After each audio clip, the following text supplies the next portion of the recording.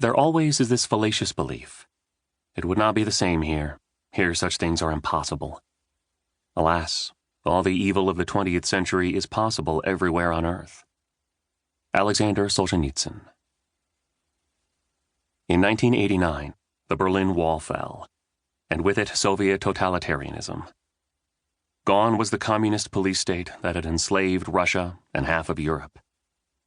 The Cold War that had dominated the second half of the 20th century came to a close. Democracy and capitalism bloomed in the formerly captive nations. The age of totalitarianism passed into oblivion, never again to menace humanity. Or so the story goes. I, along with most Americans, believed that the menace of totalitarianism had passed. Then, in the spring of 2015, I received a phone call from an anxious stranger.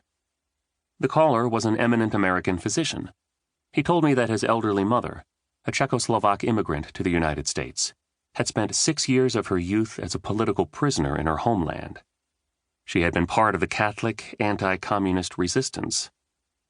Now in her 90s and living with her son and his family, the old woman had recently told her American son that events in the United States today reminded her of when communism first came to Czechoslovakia. What prompted her concern?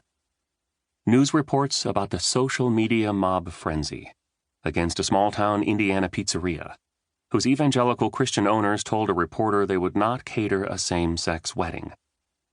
So overwhelming were the threats against their lives and property, including a user on the Twitter social media platform who tweeted a call for people to burn down the pizzeria, that the restaurant owners closed their doors for a time. Meanwhile, liberal elites, especially in the media, normally so watchful against the danger of mobs threatening the lives and livelihoods of minorities, were untroubled by the assault on the pizzeria, which occurred in the context of the broader debate about the clash between gay rights and religious liberty.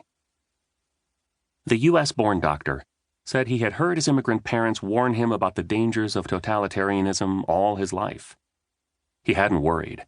After all, this is America, the land of liberty, of individual rights, one nation under God and the rule of law. America was born out of a quest for religious liberty, and had always been proud of the First Amendment to the U.S. Constitution that guaranteed it. But now there was something about what was happening in Indiana that made him think, what if they were right? It's easy to laugh this kind of thing off. Many of us with aging parents are accustomed to having to talk them down from the ledge, so to speak, after a cable news program stoked their fear and anxiety about the world outside their front door. I assumed that this was probably the case with the elderly Czech woman. But there was something about the tension in the doctor's voice, and the fact that he felt compelled to reach out to a journalist he didn't even know, telling me that it would be too dangerous for me to use his name if I wrote about him, that rattled me. His question became my question. What if the old Czech woman sees something the rest of us do not? What if we really are witnessing a turn toward totalitarianism in the Western liberal democracies, and can't see it because it takes a form different from the old kind? During the next few years, I spoke with many men and women who had once lived under communism. I asked them what they thought of the old woman's declaration. Did they also think that life in America is drifting toward some sort of totalitarianism? They all said yes, often emphatically. They were usually surprised by my question because they consider Americans to be hopelessly naive on the subject. In talking at length to some of the immigrants who found refuge in America, I discovered that they are genuinely angry that their fellow Americans don't recognize what is happening. What makes the emerging situation in the West similar to what they fled? After all, every society has rules and taboos and mechanisms to enforce them. What unnerves those who lived under Soviet communism is this similarity.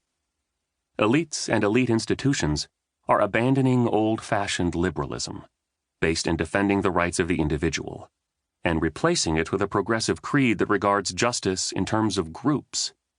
It encourages people to identify with groups, ethnic, sexual, and otherwise, and to think of good and evil as a matter of power dynamics among the groups. A utopian vision drives these progressives, one that compels them to seek to rewrite history, and reinvent language to reflect their ideals of social justice.